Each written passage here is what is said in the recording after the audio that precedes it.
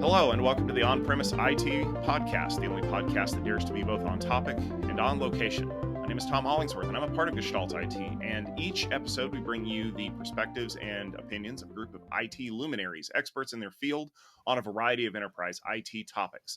But we don't just pick a topic. We actually have a very specific idea that we want to talk about, a premise, if you will, and we're going to try to stay on that premise as much as we can. I'd like to take a moment for every one of our guests to introduce themselves before we jump into the premise for today's episode, starting with Evan. Thanks, Tom. My name is Evan Mintzer. I'm a information security manager for a healthcare services provider located in Pennsylvania. I can be found on Twitter at Evan Mintzer. Hi, my name is Jon Myer, Chief Content Creator at Myer Media, also a podcaster. I can be found on LinkedIn at Jon Myer. Hi, I'm Jasper Bongertz from Germany. I'm the head of incident response at GData Advanced Analytics. And I can be found on Twitter at PacketJ. All right. Well, thank you all for joining us today. Let's jump into the premise for this episode. As you have no doubt guessed by the fact that we have three very intelligent security professionals on the call, we're going to be talking about enterprise security. And it's a very wide field. There's a lot of things you have to know and a lot of things you have to understand. And that apple cart got very, very upset just a few years ago in the middle of the global COVID-19 pandemic. There were some very heroic efforts by a lot of professionals at the beginning of the pandemic that allowed a lot of workers to work from home in isolation to prevent the spread of the disease. And that has continued for several months, in fact, almost 3 years now, where we are in a hybrid workforce environment. Some people are still working 100% from home. Some people have gone back to the office. Some people are kind of in that in between. But how does that impact our security? Because we no longer have these bastion hosts that protect our corporate enterprise network. And we no longer just have a few remote users. In fact, in many cases, the balance of our users are now working remotely. So the premise for this episode is actually that hybrid work has vastly increased the threat surface that we face in the enterprise. So I'd like to jump in and talk to the guest initially. Are you seeing this shift to hybrid work complicating the security posture that your organization has had to put up? Yeah, I think a lot of companies got taken by surprise because you went from this point of, we have an office we can go to. And while remote work was possible, it wasn't the main thing. Well, all of a sudden, I remember on a Friday, everyone went home and now everyone's remote work. So there's probably a lot of companies out there who had to deal with remote access. And that became a security nightmare of, while we had remote access before, now everyone's on remote access. Can our VPNs keep up? What cloud services are we using? And that became a little bit of a nightmare. And I think it's an important point to bring up there that, prior to, February or March of 2020, remote work was the exception. Most people who did it were either, long-term folks who were maybe working from home on a disability or some kind of a leave situation, or it was an executive who needed to be able to update SharePoint and check their email when they were out on the road. And then all of a sudden we had to turn that shift it on its head because now everybody needed to get in. And I think that there was a lot of scrambling at first to get things functional before they got them secured. And so I know that there were a lot of stories about, IT departments that were worried that the home network the user had built over the years was just barely functional enough to get their kids' Xbox online, let alone, protecting the corporate laptop from all kinds of crazy exposure. Yeah, and to that point, what else is on that home network? When you're at the office, you can control the network. You know what's on it. You can put tools in to look at it. You can't do that at someone's house. I think, Evan, you touched on that right where I was going, is that when people were in the office, they felt totally secure because they're in there, they're protected by their network, their security.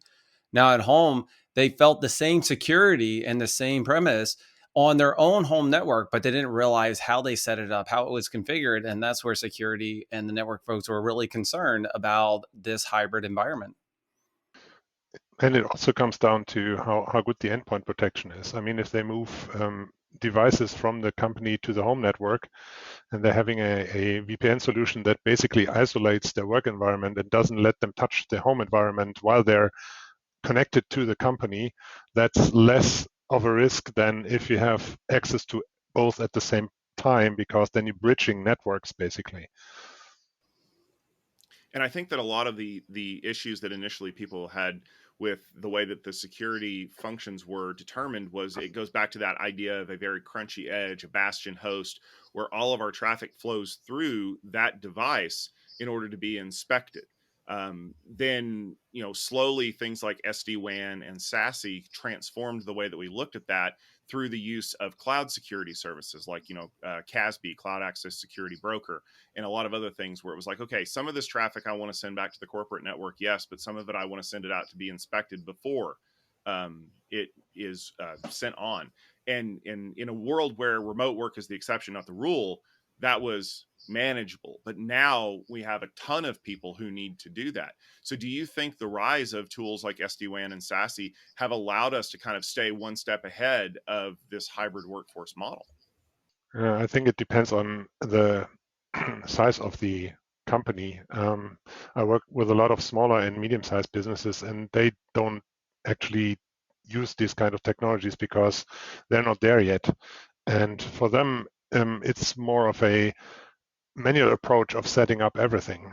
If it's a VPN, or sometimes even just putting RDP ports out to the internet, because they don't realize that that's a bad thing, and they haven't heard of Shodan.io and search engines like this. So they are always surprised if they get found out and compromised really fast. Actually, I want to jump in there and say some of the things that you mentioned about isolating the VPN of, not allowing outside access.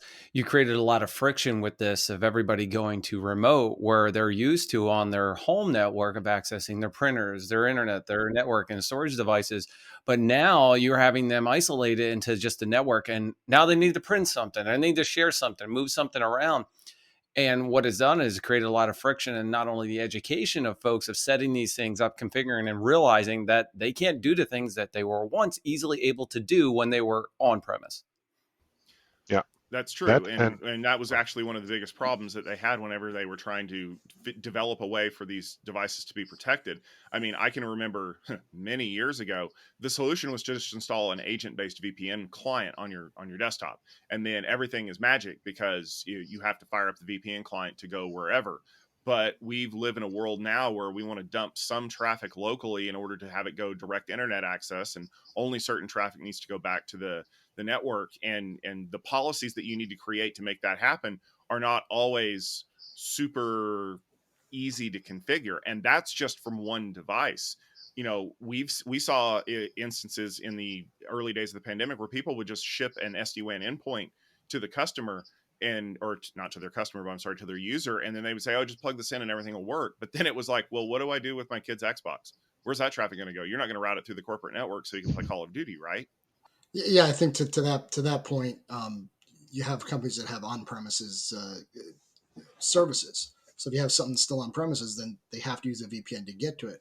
But then what if they're in Office 365? Why are you then hairpinning the traffic through the corporate network back out? That's doubling the bandwidth for doing that. It's killing your VPN connection.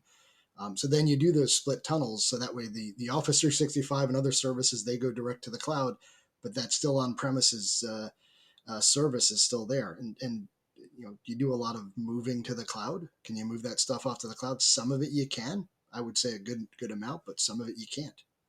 And that creates a security issue. Oh, and then I have something else, because I had a lot of customers who didn't have enough equipment for all employees to take home. And especially in the hospital environment, they don't have that many laptops or that many phones to give to the employees that went home.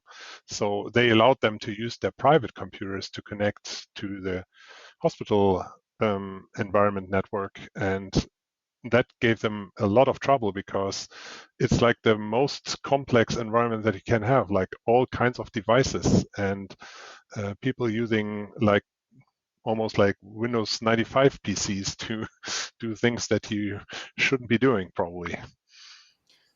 And I think it's interesting that you bring that up, because we had this very long stretch where BYOD, bring your own device, was the mantra that we wanted to use. Yeah, you don't need to use the stodgy old corporate Lenovo ThinkPad. You can use whatever device you want to use. We just need you to install a couple of pieces of software on it, and it'll do a posture assessment to make sure that you're online safely and things like that. But then we ran into that situation, like you said, where there weren't enough devices, and maybe there weren't even enough licenses to deploy all of that software, at least not quickly. And all it takes is one device that gets infected in someone's home and has a tunnel back to the corporate internet. That, why would you monitor the corporate internet tunnels? Because you're on a VPN, it's got to be secure, right? And then you run into massive problems. Yeah, and even with, I mean, BYOD is a nightmare for security, because when you talk about a corporate device, that's an image on that corporate device. You have your tools on there. When it goes out to the end users, you know what's on there and you can control it. You can't control a BYOD device. You can put controls around it, but you can't say, well, no, you can't have SimCity or something on there, because it's the user's home device. And what happens if there's data on that laptop and they leave the organization? You can't send a wipe to a personal device. The other thing to add on to that is that BYOB was nice a couple of years ago, right? Everybody's like, oh, this is a cool thing. I can use my own device that I don't have to worry about, that's corporate issued. But now security and privacy around that personal device is they don't want that company's information on their personal device. They don't want to install anything. They don't want it to be monitored. They don't want it to be controlled. And they certainly don't want the ability for the corporate to come in and wipe it. So now you have to enforce even more securities around a device or even a browser base that can enable just that session, but you're still opening up that VPN back to the company. And what Tommy said is that who's going to be monitoring that corporate network, because that's legal. You allowed that, and you're trusting that network traffic. And that's a good point, John, because I also had another issue with that kind of thinking, not wanting their personal devices to be used for corporate topics, because securing VPNs in times like these, usually we tell people, hey, use two-factor authentication, right? Because we have seen so many of our customers go down because they use Microsoft Active Directory usernames and passwords for VPN auth, and somebody stole just one account and got in without problems. So whenever you tell them use two factors, they're like, yeah, what are we going to use? Use like the Google Authenticator on your phone. Yeah, but I only have a private phone, not a corporate phone. I don't want to use that on my phone. Like, why not? It's just one app from the App Store. But I don't want anything for the company on my phone. And that really gave us some trouble with workforce not being happy about any kind of additional app on their phones, even though it doesn't really mean that the company is controlling it. It really made it hard to deploy solutions like this. I totally agree with you, Jasper. And that's one of the things that we've seen is this dichotomy of what the policy is. Oh, if you are on a remote device that is company managed, then we have the ability to do all these things. We can see your browsing history and stuff like that. And so people have kind of shied away from that.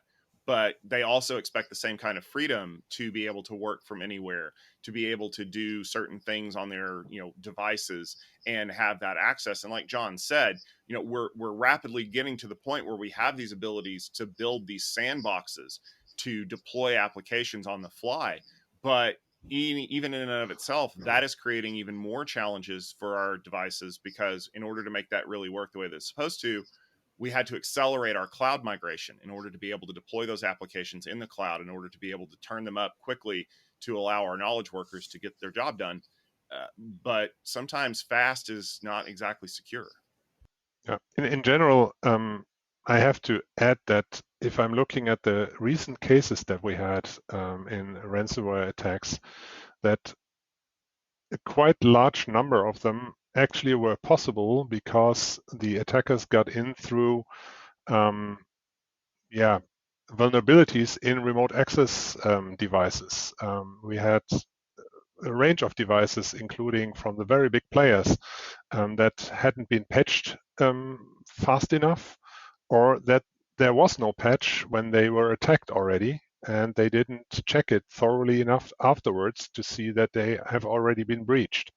And the longest period between having been breached and having been encrypted is a whopping 2 years now. So that's the longest I've seen. And that is like amazing, because it tells you these ransomware guys have so much to do that they have basically a backlist that is that long. Yes, I completely see that. And one of the problems is that a lot of this ransomware infection business, for lack of a better term, has been consolidated. So now you have bigger crews that are doing this on behalf of other people, and they're doing things like I'm sure that most people out here probably heard about the Uber hack that happened, I believe in late September, early October, where they basically badgered one of the employees into giving the two-factor code to be able to log into the VPN, and then once they were in, they were able to pretty much do recon to figure out what they needed to do to gain a foothold. But that's one of those things where like they're getting very good at what they do, and they're able to work on things as opposed to like let's just say some script kiddie who has to go to school or go to work during the day, so they have to stop what they're doing in order to make a living. These folks have figured out how to make a living out of this, and that's their full-time job. So they have the ability to say, oh, we're not going to attack that government building or that hospital or at school this week, but we'll get to it maybe next month. I think the social engineering is key part of it, but also on the company side where everybody went remote, one of the things that they didn't think about or something that they put off was having these devices handle all these connections. The lack of availability for these connections, the lack of patching some of these devices that were out there, and also increasing it, because now you've essentially more than quadrupled your remote workforce connecting to these devices, and now you can't handle all of it, you can't keep up with it. And now rather than actually attacking those inside the company, you're attacking those externally, social engineering them and getting in through all the weaknesses. Yeah, and an additional aspect that we saw is that and during COVID, when it first hit, they ramped up their whole device zoo that they have. And then after a year, somebody forgot that they had to renew the licenses, and that got them into a whole heap of trouble again, because they weren't used to like buying thousands of licenses for a VPN connector, and now they had to and forgot. So yeah, they got to work on that really quick and fixed it. But these are the problems that you have now that you didn't have before. And that's actually a good point that we've seen a lot of these kinds of problems crop up. How are companies working to protect the users? I mean, there's education aspects of it, there's tools and solutions aspect of it, and of course, if you ask the security companies, oh, you need to buy this thing that we just came out with, that's an acronym that somebody told us that you need to buy, and it'll fix all of your problems, until the next acronym comes out that will fix all of your problems. No, you don't. What you need is a skilled security team. You need people who know their job. It doesn't make any kind of sense to buy like more security devices that nobody's looking at. I mean, it's like the IPS system, right? Everybody buys IPS, but nobody dares to use them in blocking mode. So what are they good for? And nobody even looks at the consoles, and nobody works through all the alarms that are showing up, or they have too many of them and they get alert fatigue. So it's a big problem in that way. Yeah, alert fatigue is a huge problem. If you get too many alerts, you're just going to start ignoring it, and then nothing's looked into. Um, Dealing with SOCs who can go there and analyze all those alerts that come in, but how do they even determine what needs to be notified back to the security team? And I had one interesting thing where a very big enterprise in Germany was pen tested. So it was the good guys doing the bad stuff, or not that bad stuff, but and they did completely unnoticed by the Security Operations Center, because the Security Operations Center only had time to look at the critical alerts because there were so many of them.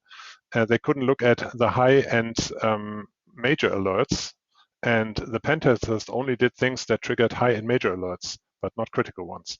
So they got by completely undetected in the noise of all the alerts that were being risen. So that's a big problem. Now, here's the question that I have for you, because we know that this is a massive issue, and we know that hybrid work isn't going to be going away anytime soon. How can companies work with their employees to keep them safe in this new model? How can users think about security in order to protect them from causing these massive outages, getting infected with ransomware? I think there's some simple things that companies can do, and there's more complex things. You obviously want to protect the data. Using cloud services to protect the data is one way. Making sure the endpoint is secured, things like EDR on the endpoint, stuff like that. But I think another thing is training, cyber training for the end user. And it doesn't have to be anything too complex. It can be simple things just to kind of give them that knowledge, what to look for when receiving emails. Look for the domain that is not your own domain but looks like it. Look for are these people that you normally communicate with? Are they sending you documents? Do you normally get these documents from the person that's sending you stuff? The cybersecurity training, I think, goes a long way. At least the people that I've talked to, that I work with, a lot of the higher ups they see a lot of the bad emails now because of the training that's been done.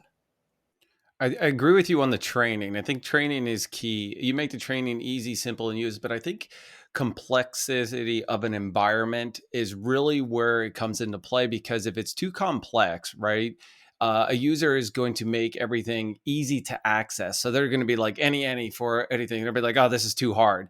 If you actually make things a little bit easier but secure to access certain things and limit what is available, instead of saying, oh man, I've got to jump through 27 steps to access this document or send this email.